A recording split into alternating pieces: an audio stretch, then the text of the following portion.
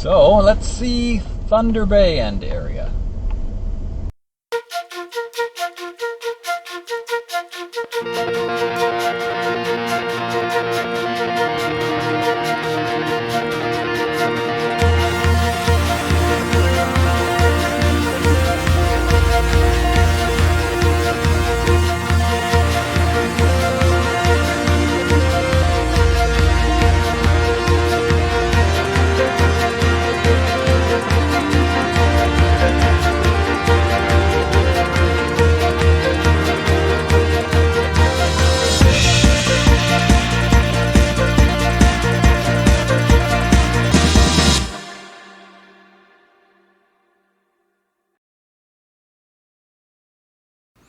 Ready for the big reveal? As you may have guessed, these are my two sailing companions on Prince Diamond from 2013 to 2014. Say hello to the memory of Chief and Amber. Congratulations if you guessed it. A link is in the description. So first stop is Kakabeka Falls. Okay, let's go. Let's go see the Kakabeka Falls.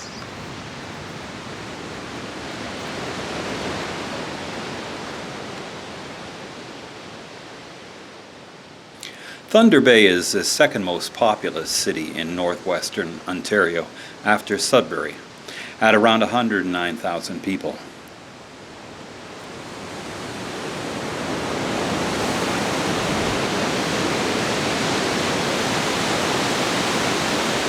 Well, it is still pretty spectacular.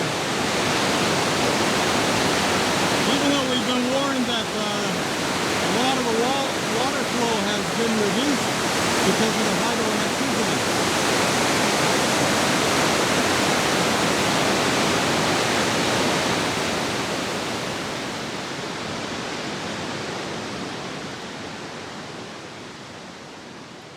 Originally two towns, Port Arthur and Fort William, they merged in 1970.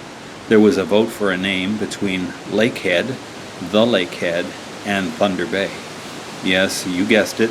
As a result of the split vote, Thunder Bay won out.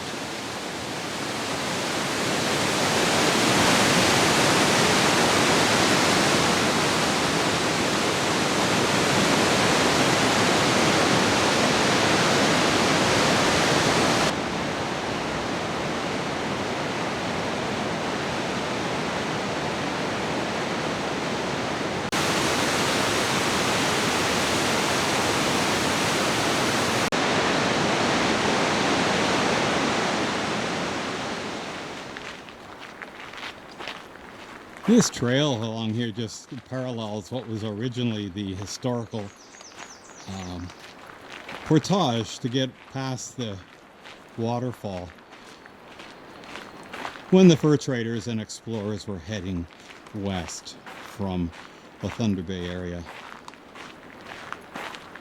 It's a nice walk for Holly. Gives us a bit of exercise too.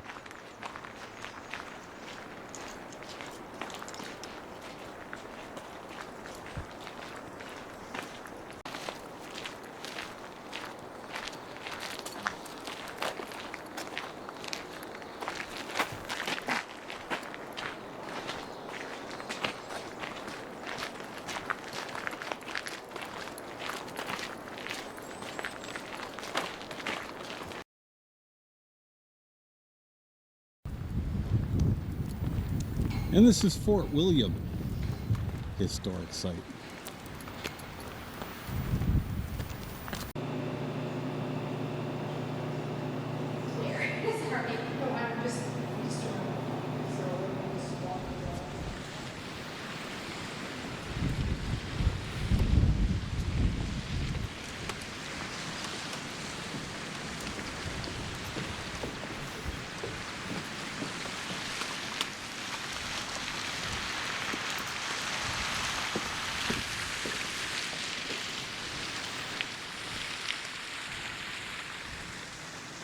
Nothing wrong with just a couple of people on a tour, but like I say, the more the merrier.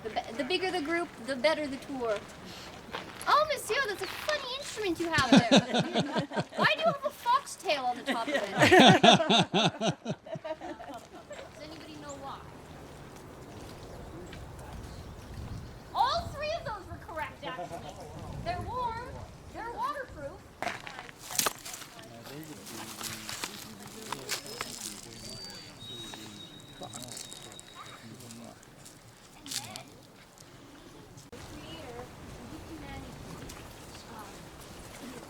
job to make meals and to make food.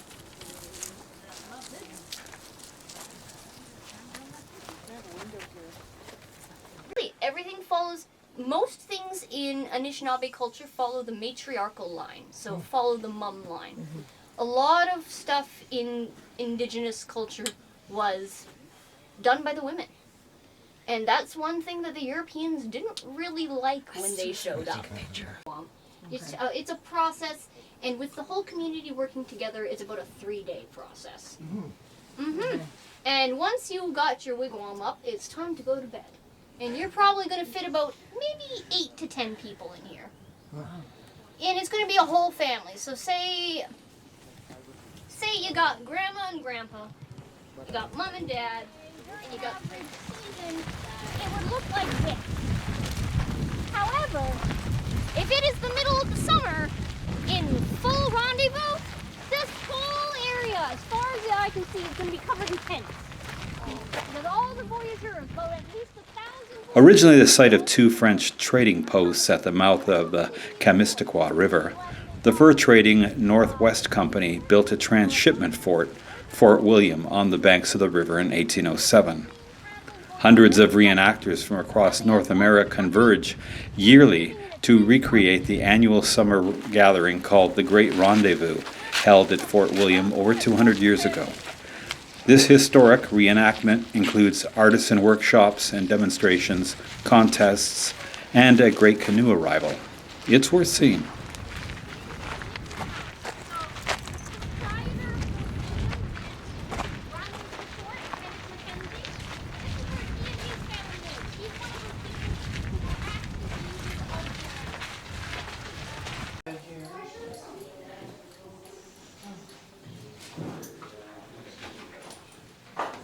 Is where they hang all the fur. Right.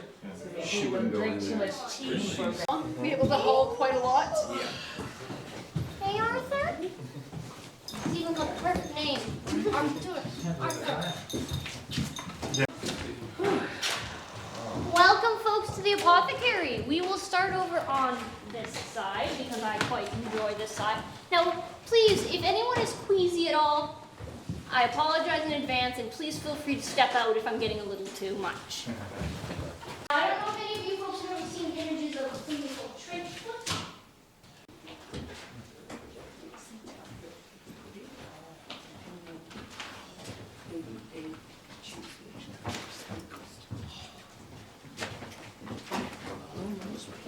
Now, as you can see, this building definitely puts the fur and the trade in the fur trade.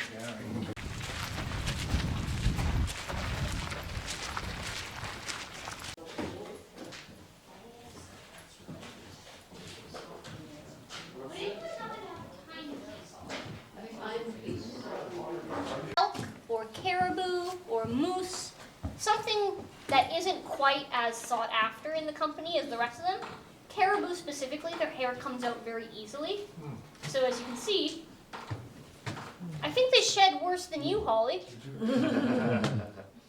So they're not very sought after. You might use it as a rug or something in your house, but I don't know if you want a rug that sheds that much.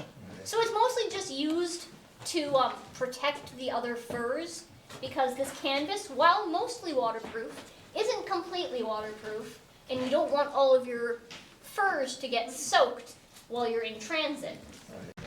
Yes, so if you want to just, let me invite you to the elevator spot, because you're also doing Like hot chocolate and stuff and s'mores. Yeah. So they're lots of people here? For the children's This, as I said, is the Great Hall. This is where all the important men would be eating 3 meals a day, every day, throughout all of Rendezvous. Yeah. So, at this fine table right here would be, of course, the finest of gentlemen, the partners of the company, men like my father. They would be eating here with their fancy chinaware and their nice glassware. In the middle here, we'd have the clerks of the company. So those note-taking, bookkeeping men I was talking about. Oh, yeah. They would be sitting here eating just as good food, maybe not as good dishware, usually just tin plates and tin cups, but still the good food, which is important. So there are Montreal clerks, there are Montreal partners, everyone from Montreal, and then you have everyone coming from the interior. So there are about 90 different posts out west. Yeah, and the indigenous people, because if you're going to be trading with people day in and day out, you want to get along with them. You want to be on equal footing. You want to have, have good deals, make good trade.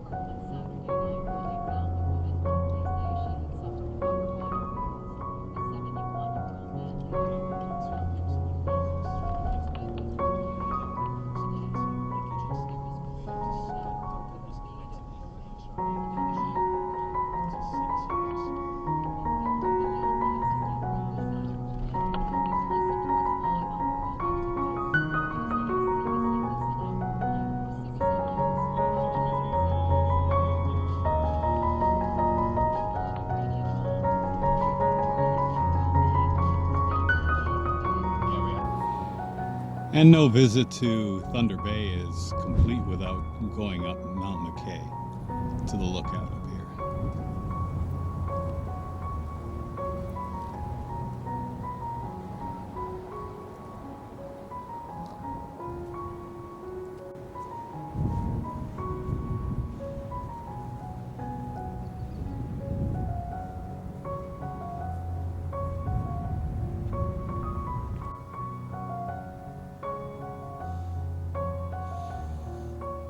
And that's the famous Sleeping Giant Peninsula.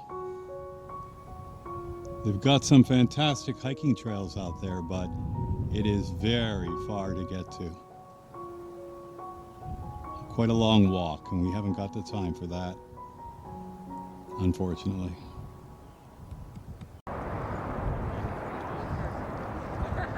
Oh yeah, here she goes. Here she goes.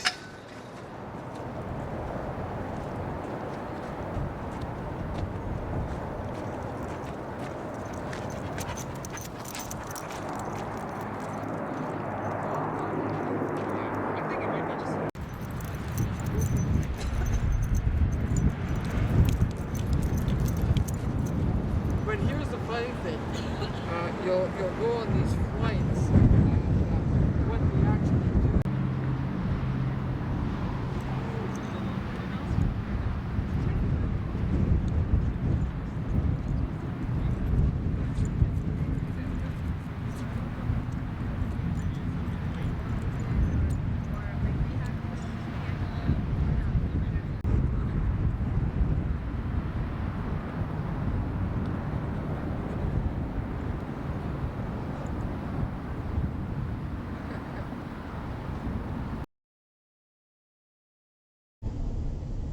Very small homes here, right?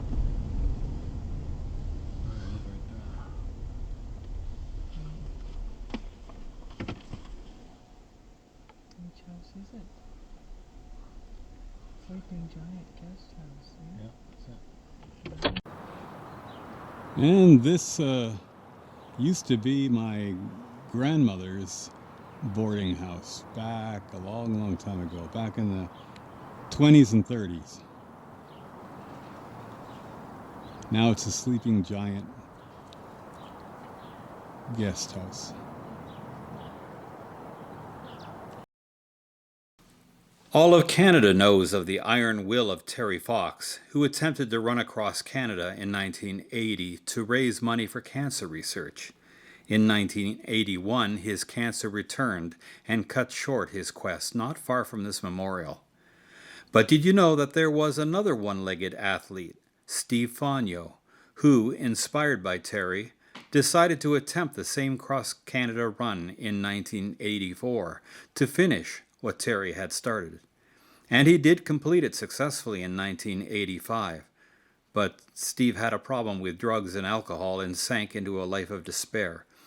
In 2009, his Order of Canada membership was revoked, a controversial act. He died in a Burnaby hotel room in 2022 of a suspected brain injury caused in an assault at his home by 3 men in 2005. Well, how can one be in Thunder Bay and not go to Kanga's sauna?